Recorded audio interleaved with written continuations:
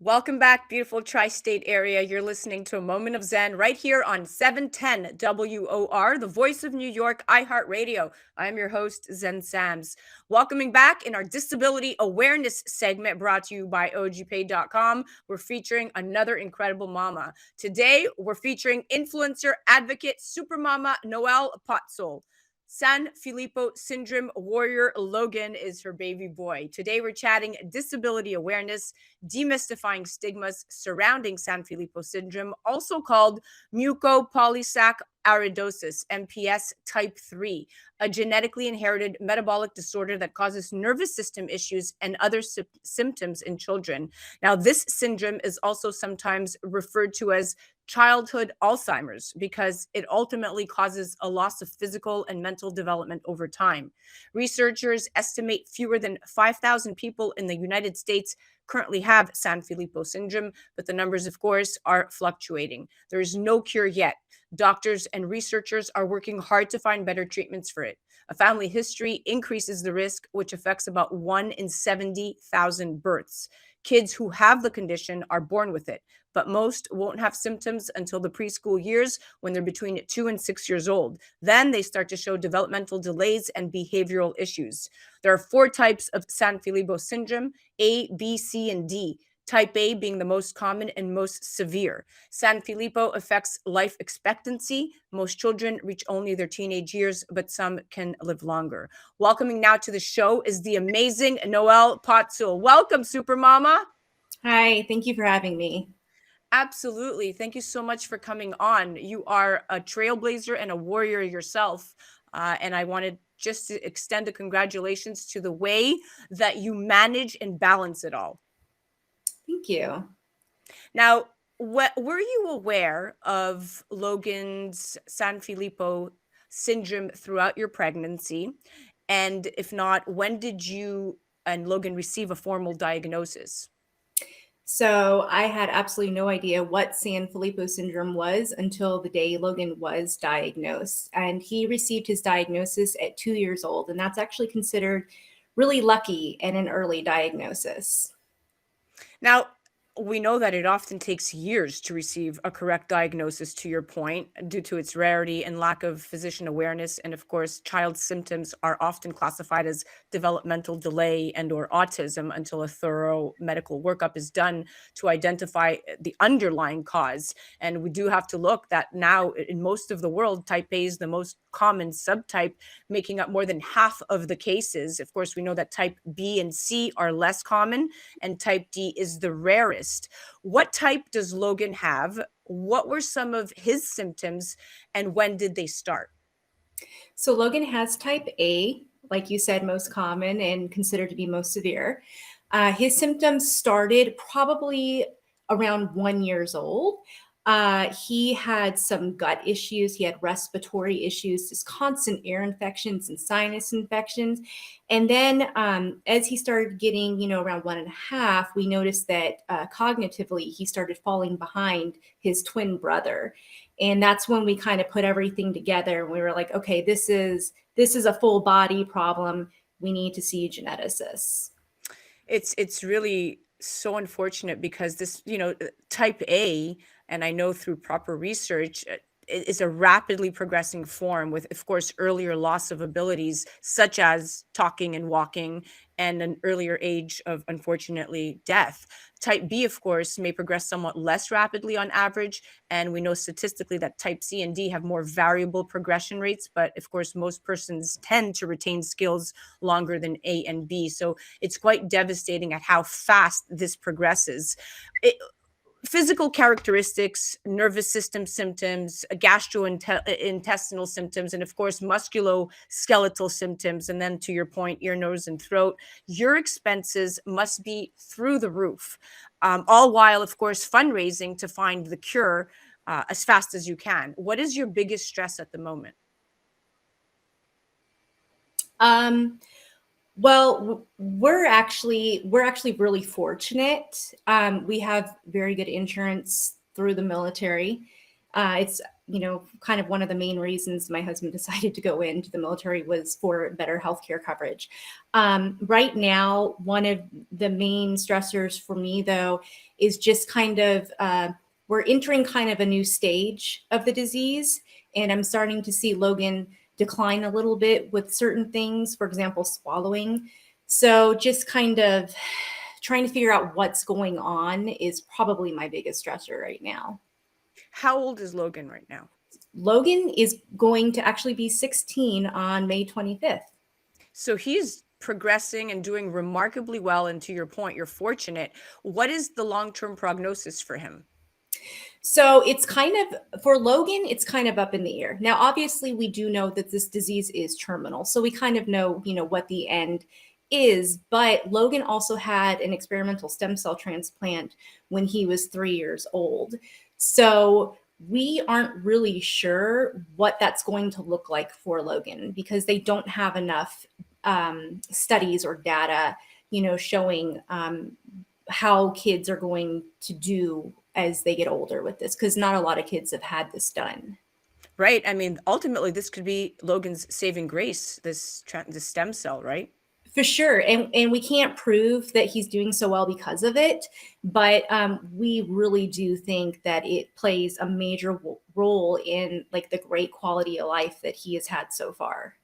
And he has a great quality of life. I mean, if you follow, I follow you on social media because I truly find so much, I draw strength and inspiration from your page as a mom, but I see the amount of love and commitment that Logan has that surrounds him in your home. You and your husband are constantly working with him, constantly creating memories. Your home is set up almost, child proof at this point to make sure that he doesn't get hurt. And I see the smile that he exudes even just watching him, and I could see that he's happy. And that is kind of interesting because most people would say, are the children suffering? Now, you deal with a lot of nasty comments on social media from people who are just ignorant and uneducated and lack empathy. What stigmas do you wish to demystify when it comes to Sanfilippo syndrome?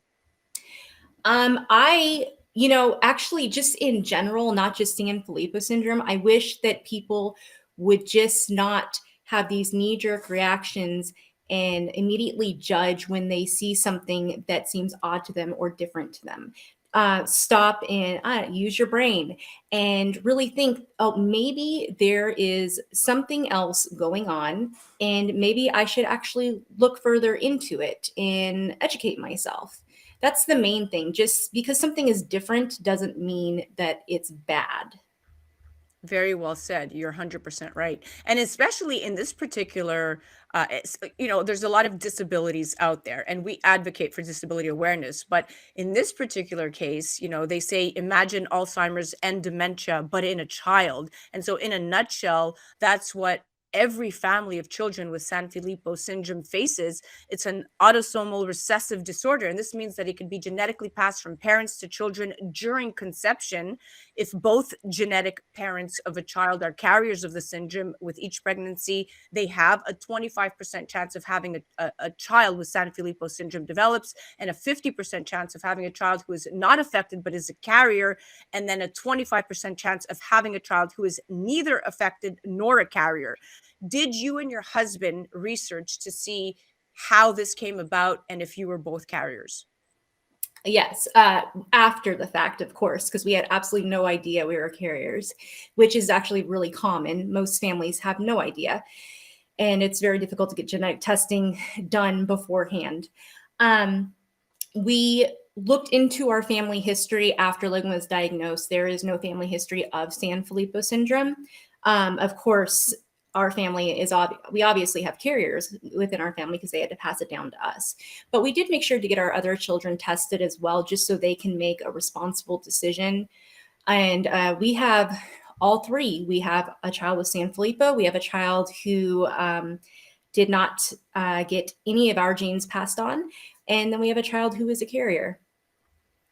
It's interesting. It's all about DNA and DNA mutations, but the fact that you are educating yourself and becoming so proactive and understanding the lineage is going to empower you to empower your children to be able to mitigate and be ahead of the curve should something happen in their own, conception down the road. So that's extremely well done that you're doing it. Now, uh, you and your hubby are doing an amazing job at balancing it all, and often you are alone in caregiving as your husband is out serving our country. How do you find the strength and balance?